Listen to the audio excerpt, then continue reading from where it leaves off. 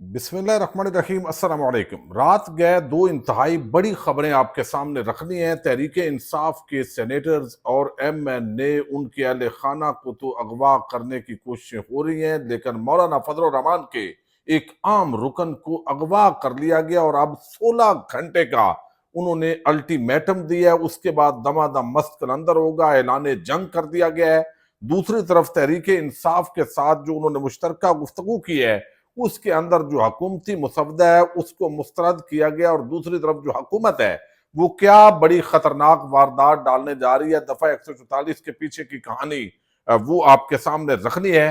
Supreme court of Pakistan کے جو ججز ہیں ان کے استعفے بھی تیار ہیں، استعفے دے سکتے ہیں کس صورت کے اندر، اور یہ ماجرا کیا ہے میں عام تفصیل آپ کے سامنے رکھنے جا رہا ہوں۔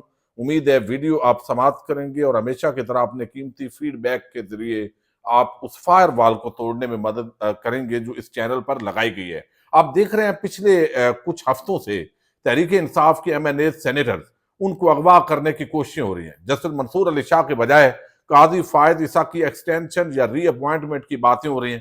ایک آئینی عدالت اس کے چکر کے پیچھے لگا کے بہت بڑی بڑی وارداتیں جو حکومتی مسودہ آج سامنے آیا ہے وہ اتنا خطرناک ہے کہ اس کے بعد آپ یوں سمجھیے کہ تحریک انصاف پر پابندی بھی لگے گی۔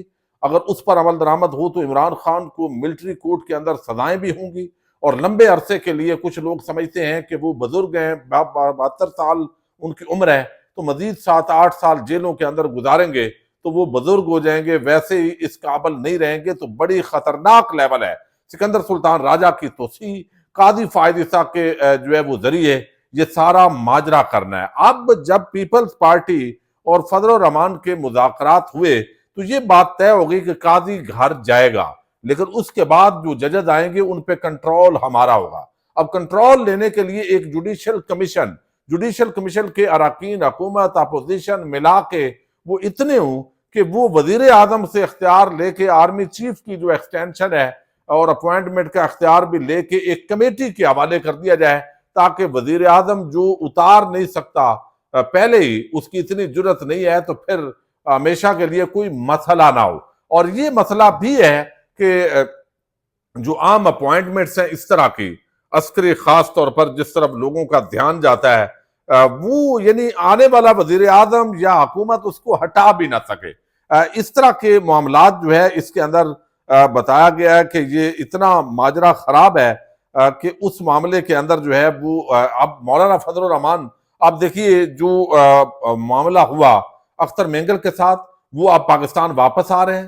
وہ سمجھتے ہیں کہ ان کے سینیٹرز جن کو بند کر کے رکھا گیا ہے، جن کو تھریٹ کیا جا رہا ہے، یہ ماجرا بڑا خطرناک ہے۔ اب سکندر سلطان راجہ جو ہے وہ اس کے اندر پورا بینیفیشری ہے، اور اب بتایا جا رہا ہے کہ سپریم کورٹ آف پاکستان کے 8 ججز نے جو فیصلہ کیا ہے، آج اس فیصلے کی دھجیاں بکھیری جائیں گی۔ قومی اسمبلی کی بجائے سینٹ کے اندر پہلے بل پیش کیا جائے گا، وفاقی کابینہ اپروو کرے گی، اس کے بعد سینٹ کے اندر پیش کیا جائے گا، اور اس کے بعد قومی اسمبلی کے اندر شام 6 بجے، اجلاس 11 بجے کی بجائے اب 6 بجے ہوگا قومی اسمبلی کا، اس کے اندر پیش کر دیا جائے گا۔ اب یہ جو صورتحال ہے، تحریک انصاف نے اس کو رد کر دیا ہے، لیکن دوسری طرف جو ماجرا ہے وہ یہ ہے، ایک تو بتایا جا رہا ہے کہ حکومتی اتحاد کو خواتین کے لیے مخصوص نشستیں ملنے کا یقین ہے، معطل ارکان کو اسلام آباد پہنچنے کی ہدایت ہے، الیکشن کمیشن سے آج حتمی فیصلہ متوقع ہے، حکومت کو آسانی سے 2/3 اس کے ذریعے جو ہے وہ اکثریت حاصل ہو جائے گی۔ یہ طارق عزیز نئی بات ان کی یہ خبر ہے، اور یہ مسئلہ کیا ہے کہ ہم نے جو سپریم کورٹ آف پاکستان کے 8 ججز کا فیصلہ ہے اس کو جوتے کی نوک پہ رکھنا ہے۔ ایک آپشن جو ہے وہ یہ ہے۔ اچھا، دوسری جو بات کی جا رہی ہے وہ بڑی ہی خطرناک ہے، اور وہ ہے آئینی بینچ نہیں بلکہ آئینی ڈویژن۔ اس کا نام آئینی ڈویژن رکھ دیا ہے۔ تمام آئینی امور تنازعات مقدمات آئینی ڈویژن سنے گا۔ 5 ججوں پر مشتمل ڈویژن کو 100 ووٹوں کا بھی اختیار ہوگا۔ سپریم کورٹ سے یہ آئینی ڈویژن منتقل ہو جائے گا۔ ڈویژن میں ججوں کی تعداد جوڈیشل کمیشن مقرر کرے گا، اور سپریم کورٹ صدارتی ریفرنس بھی سن سکے گا۔ صدارتی ریفرنس کی یعنی نہیں سن سکے گا، صدارتی ریفرنس کی سماعت اور فیصلہ بھی آئینی ڈویژن کرے گا۔ سپریم کورٹ میں زیر التوا تمام معاملات ڈویژن کو منتقل ہو جائیں گے۔ آئینی ترمیم کا معاملہ وزیر قانون کا تیار کردہ یہ مسودہ جو ہے وہ سامنے آیا ہے۔ حکومت کا آئین کے آرٹیکل 48 کی شق 4 میں ترمیم کا فیصلہ صدر مملکت کابینہ اور وزیر اعظم کی طرف سے منظور کردہ مشورہ کو کسی عدالت یا ٹریبیونل اور کہیں بھی چیلنج نہیں کیا جا سکے گا، چونکہ اب ایک چیک اینڈ بیلنس ہے۔ جب کسی اغوا کار کسی بندے کو اٹھاتے ہیں یا وزیر اعظم اور کوئی بھی غیر آئینی فیصلہ کرتا ہے تو اس کو کیا جاتا ہے، تو اب ایک غیر آئینی حکومت فارم 47 کی پیداوار وہ ملک کو ایک ایسے آئینی معاشی سیاسی بحران کی طرف دھکیل رہی ہے۔ یعنی زرداری اور نواز شریف نے آج پاکستان کی جمہوریت، آئین، قانون، انسانی حقوق کی دھجیاں بکھیر دی ہیں۔ اچھا، اب یہاں پہ یہ بہت ساری آرٹیکل 63 اس کے اندر ووٹ کاؤنٹ ہوگا، پھر جو تعیناتی ہے سپریم کورٹ ججز کی تعیناتی میں چار اسمبلی ارکان کمیٹی ہوں گے، 2 حکومت اور 2 اپوزیشن کے ہوں گے۔ اس طرح کی مختلف تجاویز جو ہے وہ آئی ہوئی ہیں۔ اس خصوصی کمیٹی کے 8 ارکان قومی اسمبلی اور 4 ارکان سینٹ کے ہوں گے۔ کل 12 رکنی پارلیمانی کمیٹی چیف جسٹس کا تقرر کرے گی۔ اچھا، یہ ایک تو بہت لمبی چوڑی تفصیل ہے، میں اس کے ان نکات پر نہیں جاتا، لیکن مولانا فضل الرحمان جو ہے ان کی جو ابھی تحریک انصاف کے لوگوں سے ہوئی ہے ملاقات، ایک تو تحریک انصاف والوں نے کہا ہے بھائی جو بھی مسودہ ہوگا مولانا سے ہم اتفاق کر سکتے ہیں، لیکن اس کی بھی ہمیں اپروول لینی پڑے گی اڈیالہ جیل میں عمران خان سے ملاقات کر کے۔ لیکن اب حکومت نے کیا اپنے پاؤں پہ کلاڑی ماری ہے؟ حکومت نے نہیں، بلکہ اسٹیبلشمنٹ پر یہ چونکہ الزام لگتا ہے، تو اب وہ بات اس تناظر کے اندر ہے کہ بھئی ابھی ایک طرف مذاکرات ہو رہے ہیں، ایک طرف بات چیت ہو رہی ہے، مشاورت ہو رہی ہے۔ مولانا کہتے ہیں بھئی اتنی جلدی کیا ہے، آرام سکون سے کر لیں گے، لیکن جلدی یہ ہے کہ قاضی جا رہا ہے، ظالموں کا قاضی جا رہا ہے، تو اس وجہ سے وہ کسی بھی صورت کے اندر جو ہے وہ اس کے ہوتے ہوئے کرنا ہے۔ اور اب بھی حکومت قاضی فائد عیسیٰ کو ایکسٹینشن یعنی ری اپوائنٹمنٹ دے سکتی ہے، یعنی وہ بندہ ابھی بھی اس انتظار میں شاید بیٹھا ہوا ہے، چونکہ مخصوص نشستیں لے کے اس کی ویلیڈیٹی کر لی جائے گی اس انداز کے اندر۔ اور اس معاملے کے اندر اگر ایسے ہوتا ہے تو جسٹس منصور علی شاہ، جسٹس منیب اختر اگر تو بائی پاس ہو کے جسٹس یحییٰ افریدی کو چیف جسٹس بنایا جاتا ہے، جو 3 رکنی ججز کی کمیٹی میں سے ایک کو اگر منتخب کرنا ہے، تو پھر یہ 2 ججز ریزائن کر جائیں گے۔ اور اگر جو ہے وہ قاضی فائد عیسیٰ کو آئینی عدالت کا چیف جسٹس بنایا جاتا ہے، تو ہمارے یہ ذرائع بتا رہے ہیں کہ پھر 8-10 ججز سپریم کورٹ آف پاکستان کے وہ ریزائن کر جائیں گے۔ وہ سپریم کورٹ آف، اسی طرح ہائی کورٹس کے اندر بھی ایک لمبی قطار ہوگی ریزائن کرنے والوں کی، اور یہ ججز ایسے نہیں ہے کہ گھر بیٹھ جائیں گے، بلکہ دوسری طرف جو معاملہ ہے وہ اب سمجھیں کہ تحریک انصاف کی، چونکہ عمران خان جیل کے اندر ہے، تو دوسری جو لیڈرشپ ہے وہ احتجاج کرنے میں فیل ہو گئی ہے، یعنی اس طرح وہ وزن نہیں دکھا سکے، ناکامی ہوئی ہے۔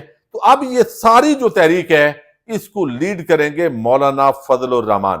یہ کتنی بڑی انہونی بات ہے۔ آج تحریک انصاف کے تمام لوگوں کو مولانا کے چہرے پہ بڑا نور نظر آ رہا ہے، اور وہ ساری جو انہوں نے وہ ڈٹے ہیں، تو اب یہاں پہ چونکہ مولانا اب پہلے وہ یہودی ایجنٹ اور ساری چیزیں چلتی رہیں، ڈیزل کے نعرے بھی بلند ہوتے رہے، لیکن اب آئین کو، جمہوریت کو، حتیٰ کہ تحریک انصاف بحیثیت جماعت کو بچانے کے لیے، چونکہ یہ تحریک انصاف پر بھی پابندی لگائیں گے، عمران خان کو بھی سزا دیں گے، اور یہ ان کے ارادے بڑے خطرناک ہیں۔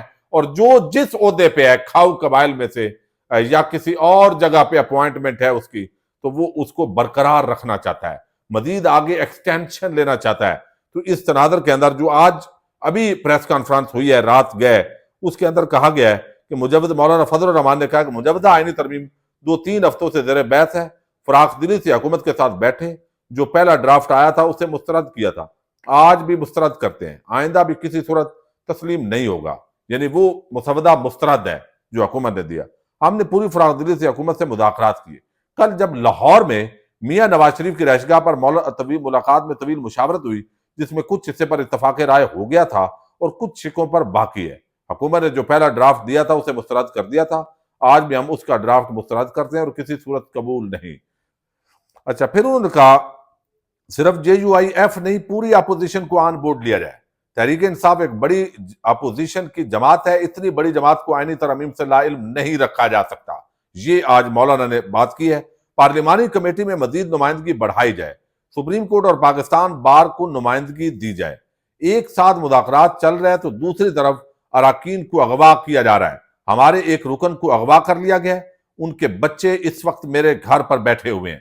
اگر حکومت نے اوچے اٹکندے نہ چھوڑے تو ہم مذاکرات نہیں کریں گے, اور آپ نے بدماشی کا رویہ نہ چھوڑا تو بدماشی کا راستہ ہم بھی جانتے ہیں. ہم سے ایک جگہ معاملات طے کر رہے ہو تو دوسری جانب ہمارے لوگوں کو دھمکایا جا رہا ہے, انہیں زد و کوب کیا جا رہا ہے. اختر مینگل کی پارٹی اور زین قریشی کی ایریا سے جو ہوا اور حکومت یہ اوچے ہتھکنڈے استعمال کرتی ہے تو ہم بدماشی ماننے کو تیار نہیں ہیں. ایک ساتھ مذاکرات چل رہے ہیں تو دوسری طرف اراکین کو اغوا کیا جا رہا ہے. ہمارا مسودہ, آگے بیرسٹر گور نے کہا کہ وہ عمر جٹ, انہوں نے ایک سوال کیا کہ کیا مولانا فضل الرحمان تحریک تحفظ ایان پاکستان کو لیڈ کریں گے, تو مولانا نے مسکرا کر کہا میں تو پورے پاکستان کو اب لیڈ کرنے جا رہا ہوں.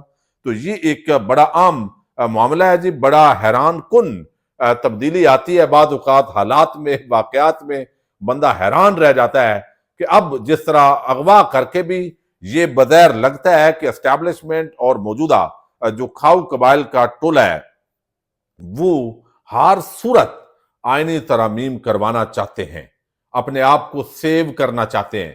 اس کے لیے ملک کا معاشی ڈھانچہ, قانونی ڈھانچہ, عام عوام, سول سوسائٹی, وہ جدھر بھی جائے ان کو پرواہ نہیں ہے. تو ججز کے استعفے بھی آ سکتے ہیں, بالکل آ سکتے ہیں. حکومت آج کا دن جو اغوا شدہ سینیٹرز ہیں وہ کیا فیصلہ کرتے ہیں, فیصلہ کن دن ہے.